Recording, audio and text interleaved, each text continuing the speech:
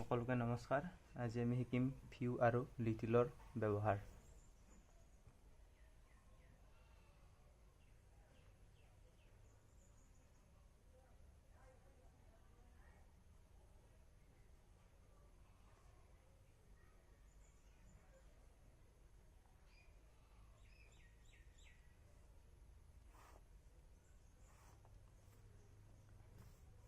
প্ৰথমতে আমি ইহঁতৰ মাজৰ পাৰ্থক্যসমূহ জানি ল'ব লাগিব। ইহঁতৰ মাজৰ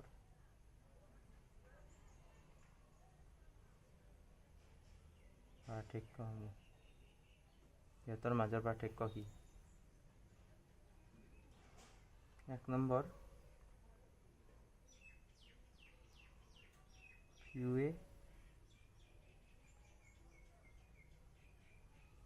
সংখ্যা বুজায়।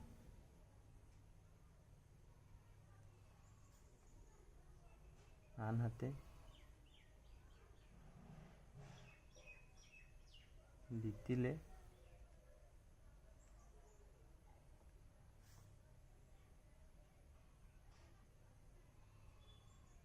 পৰিমাণ বুজায়।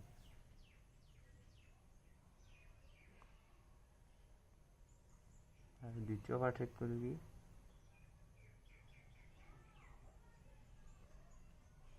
ফিউ সদায়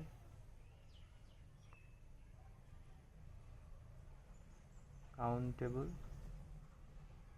নাউন। কাউণ্টেবল নাউন মানে যিবিলাক গণনা কৰিব পাৰি সেইবোৰ কাউণ্টেবল নাউন। কাউণ্টেবল নাউন মানে গণনা কৰিব পৰা বস্তুবোৰ, গণনা কৰিব পৰা বস্তুবোৰ কাউণ্টেবল নাউনৰ আগত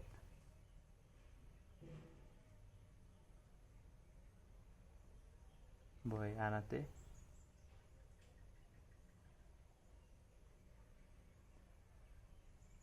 লিটিল আনকাউণ্টেবল। আনকাউণ্টেবল মানে যিবোৰ বস্তু গণনা কৰিব নোৱাৰি। আনকাউণ্টেবল নাউন গণনা কৰিব নোৱাৰা। গণনা কৰিব নোৱাৰা।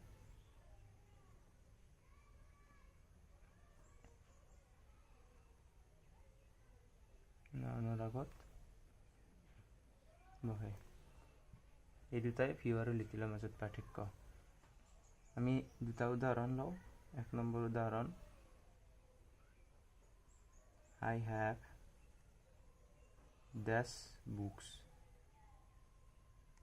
অপশ্যন দিয়া আছে ফিউ আৰু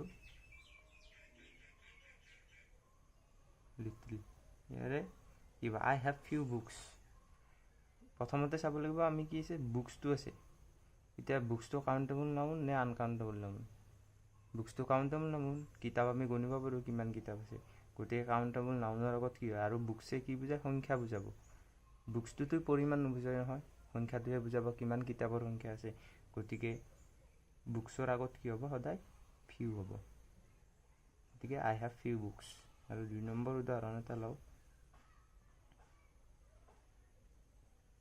There is dash milk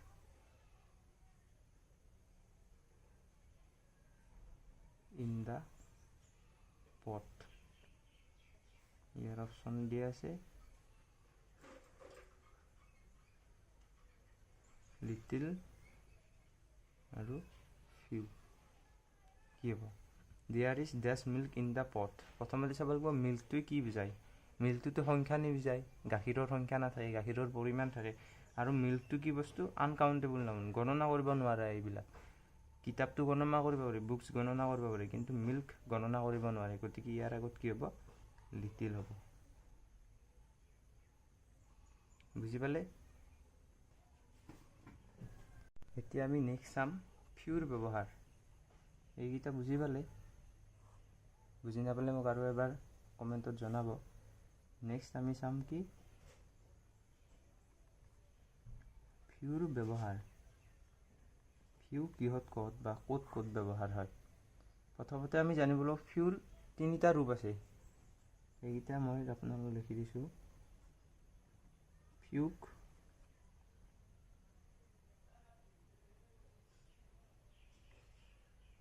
তিনিটা ৰূপত পোৱা যায়। এক নম্বৰটো হ'ল ফিউ, 2 নম্বৰটো এ ফিউ আৰু 3 নম্বৰটো ডি ফিউ। এই তিনিটা ফিউৰ ভাগ। এতিয়া আমি প্ৰথম চাম ফিউ। ফিউ কিহত কিহত ব্যৱহাৰ হয়।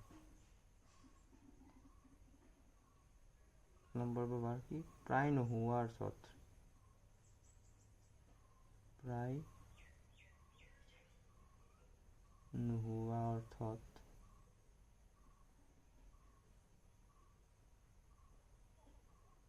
কাউণ্টেবল নাউনৰ আগত few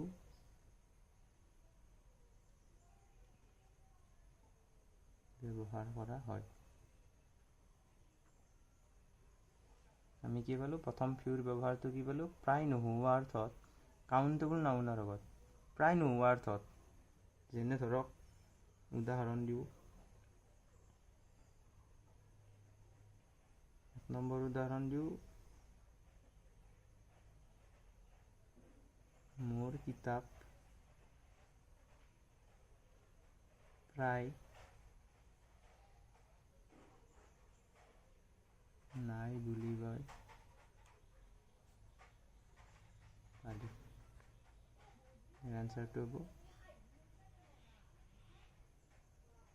I have 10 books. I have few books. তাৰমানে প্ৰায় নাই, মোৰ কিতাপ প্ৰায় নাই। 2 নম্বৰ উদাহৰণ এটা চাওক। শ্ৰেণীত ল'ৰা নাই। কি হ'ব এইটো? There are less boys in the class. এতিয়া বয়সটো কি? কাউণ্টেবল নাউন, গতিকে ইয়াৰ আগত কি হ'ব? ফিউ হ'ব।